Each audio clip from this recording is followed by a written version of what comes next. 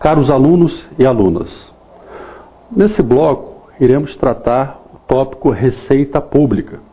Então, desde dos estágios da Receita Pública, da classificação da Receita Pública.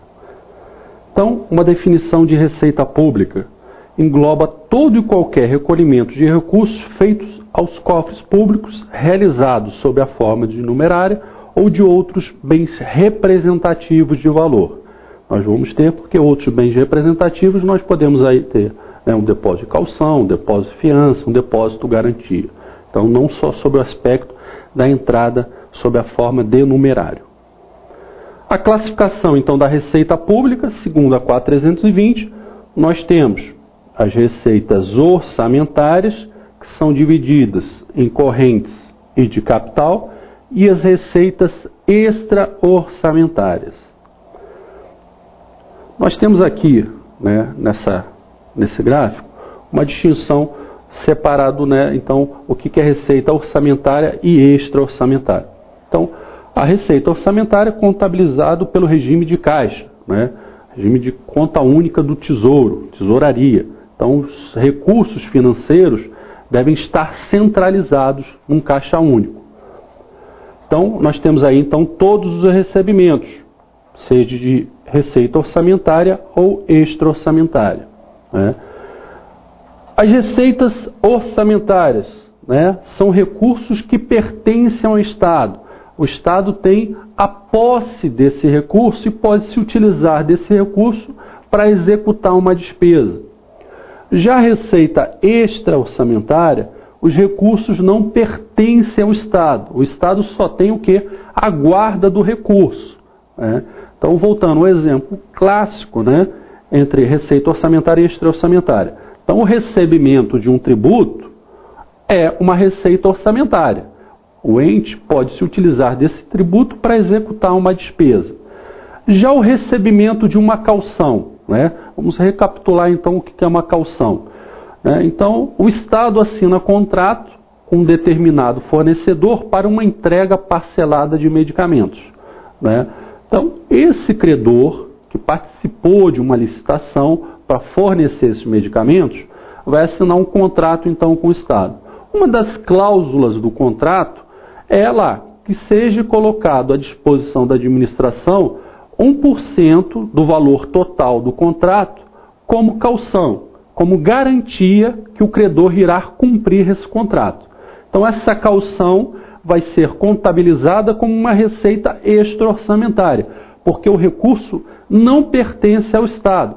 O Estado só tem a guarda desse recurso. Ao término do contrato, após o credor cumprir, né, com as cláusulas contratuais, o Estado terá que devolver essa caução. Então, a devolução dessa caução irá sair como uma despesa extra-orçamentária. Então, percebam, né, que apesar, né, dessa receita não constar do orçamento, porque não é uma receita do qual o Estado tem a posse, ela está registrada na contabilidade, né? Nós vimos, né, no bloco anterior que os sistemas da contabilidade, nós temos aí o sistema financeiro, que registra as movimentações extra-orçamentárias. Então, o registro dessa receita vai ser registrado no sistema financeiro. Então, está registrado na contabilidade, não está no orçamento. Porque se estivesse no orçamento, seria um recurso do qual o Estado teria, né, o direito sobre esse recurso e poderia executar uma despesa, né? Então, o recebimento de caução não pertence ao Estado. O Estado só tem a guarda desse recurso. As receitas orçamentárias são previsíveis ou não na lei orçamentária anual, né? E as orçamentárias de terceiros e transitórios. Então, vamos lá. As orçamentárias previsíveis ou não na lei orçamentária anual. Então, tem uma receita, por exemplo, referente a uma operação de crédito, né? Quando da elaboração do orçamento, né, o ente não previu determinada operação de crédito. Porque nós já estudamos, né, acerca da questão da execução do orçamento. Então, o orçamento é elaborado em um exercício, né, é aprovado neste exercício e passa a vigorar no exercício seguinte. Então, vamos ter casos de execução tanto da receita da despesa que não estavam previstos no orçamento. Então vamos trabalhar com um exemplo, né? A determinada entidade elaborou o orçamento em 2010, o orçamento de 2011. O orçamento de 2011, quando da sua execução, o ente necessita captar um empréstimo, efetuar uma operação de crédito. Essa operação não estava prevista no orçamento. Então, o que deve ser feito? Incluído no orçamento, respeitando, né, todos os trâmites legais. Encaminhar para o legislativo que tenha o conhecimento dessa alteração do orçamento e incluir essa operação de crédito, incluir como uma receita de capital. Porém, a ótica sobre essa receita de capital pertence ao Estado. O Estado vai poder se utilizar desse recurso para executar uma despesa. Já as extra-orçamentárias são de terceiros, né? Então, o recurso de caução, dado como exemplo anteriormente, é um recurso do qual o Estado está guardando essa caução. Quando terminar, né, a execução desse contrato, irá devolver essa caução. Então, esse recurso é de terceiros, não pertence ao Estado.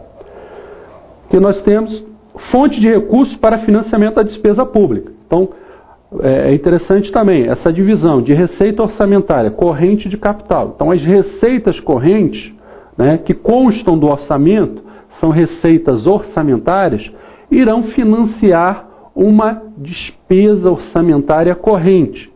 As receitas correntes de capital irão financiar uma despesa de capital. Então, recursos de receitas correntes financiam despesas correntes.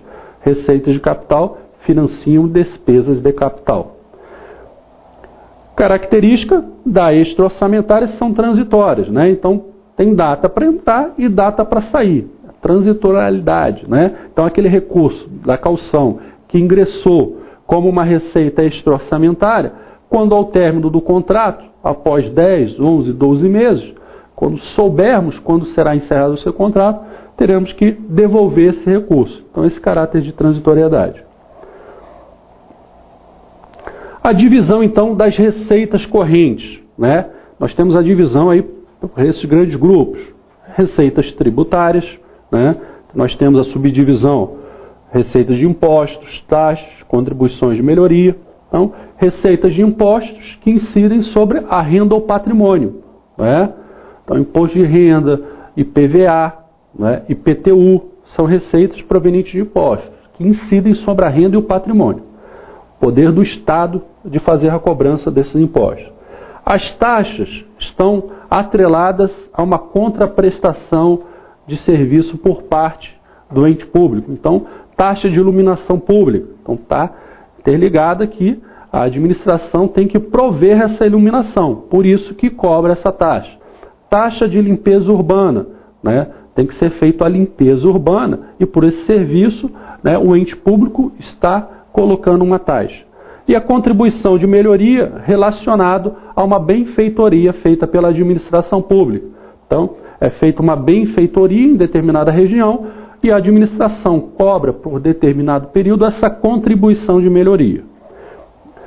Receitas de contribuições, né? Aí, né, nós tínhamos um exemplo clássico da CPMF, né, mas qualquer contribuição social sobre o lucro líquido, né, toda vez que tivermos antecedendo a nomenclatura contribuição, é referente a uma receita de contribuição. Coloquei aqui o exemplo da CPMF, porque é um exemplo clássico, né? Era uma contribuição provisória sobre movimentação financeira, que estava já se tornando permanente.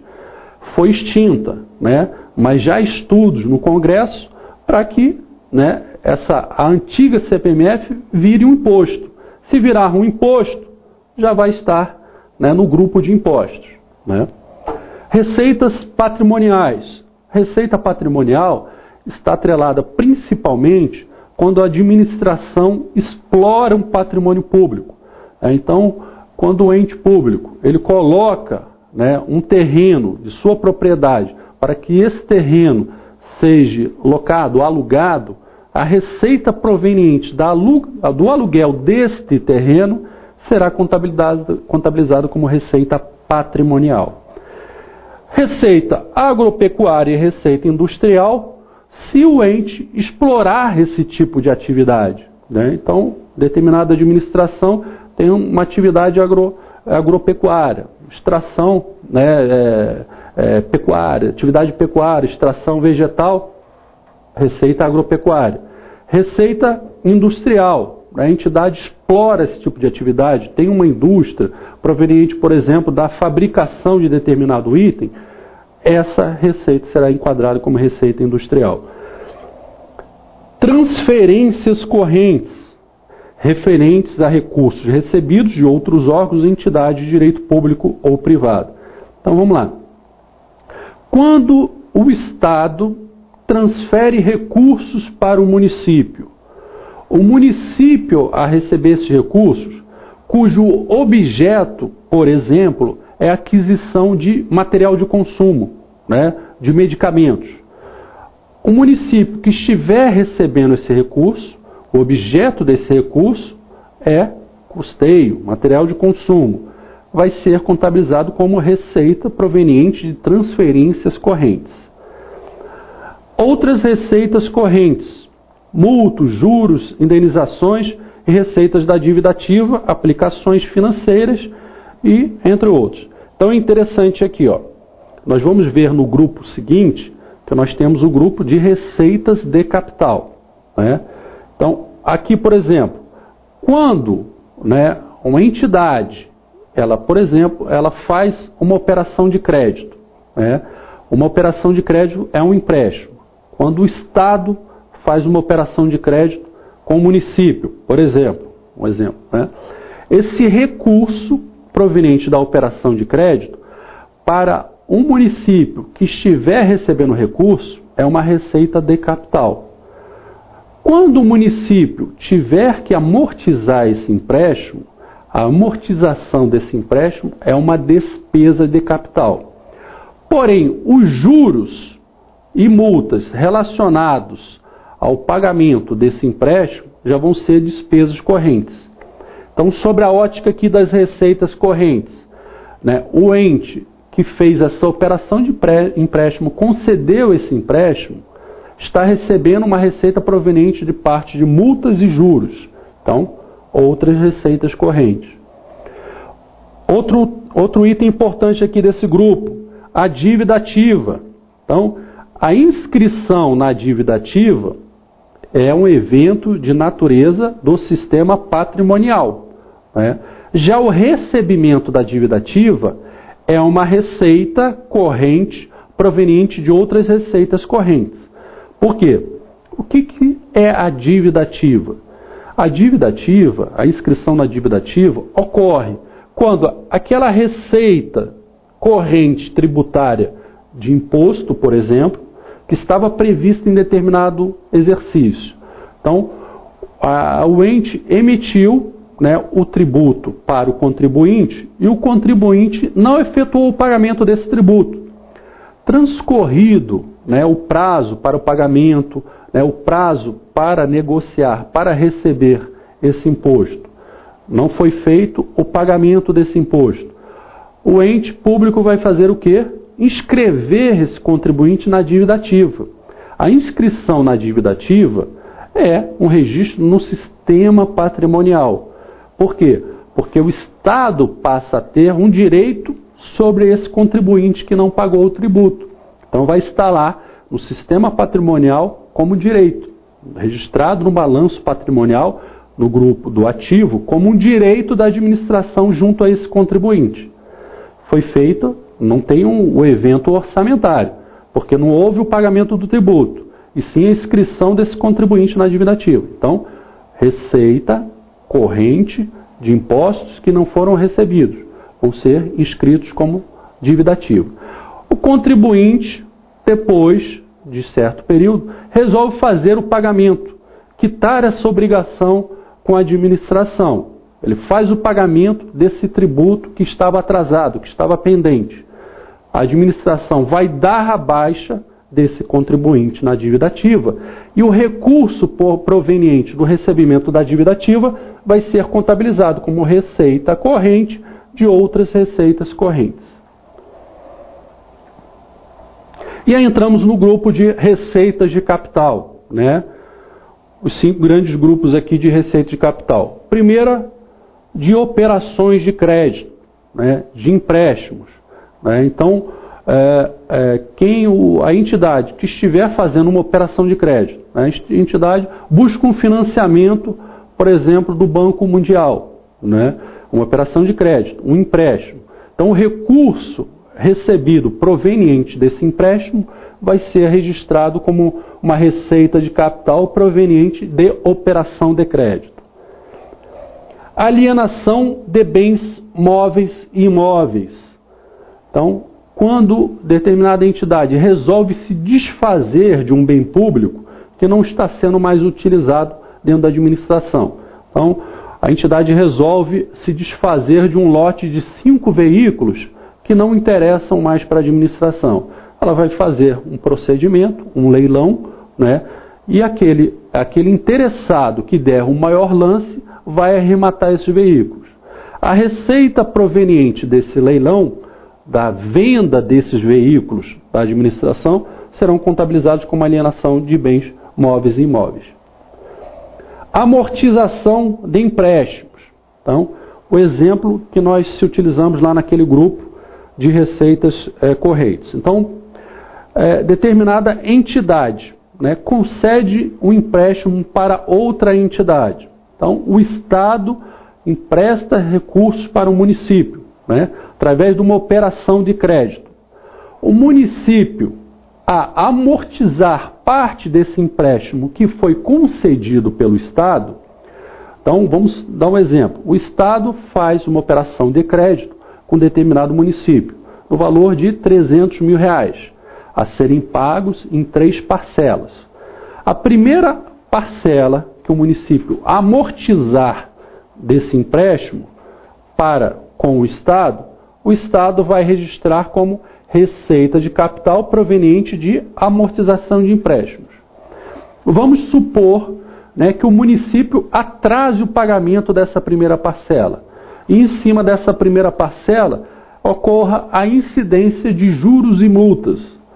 Então, o principal continua sendo contabilizado, registrado como receita de capital proveniente de amortização de empréstimos.